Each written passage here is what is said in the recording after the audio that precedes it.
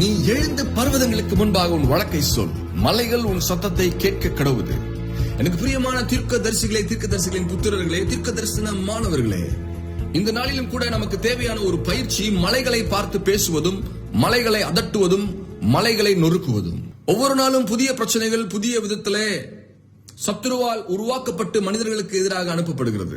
அதை எதிர்ப்பதற்கு நமக்கும் கூட தேவனுடைய வரங்கள் புதிய விதத்திலே செயல்பட வேண்டியது அவசியமா இருக்கிறது என்கிற நோக்கத்தோடு இந்த நாளில் நாம் பாடங்களை கற்றுக்கொள்ளப் போகிறோம். மிக 6:1 தான் ஆண்டவர் இப்படி சொல்கிறார், நீ எழுந்து பர்வதங்களுக்கு முன்பாக உன் வழக்கை சொல். நாம் வழக்குகளை சொல்ல வேண்டிய இடம் என்று வேதம் ஒன்றை நமக்கு கற்றுக் கொடுக்கிறது. எல்லா இடங்களிலும் போய் நாம் வழக்கை சொல்ல முடியாது, வழக்கை குறித்து போராட முடியாது.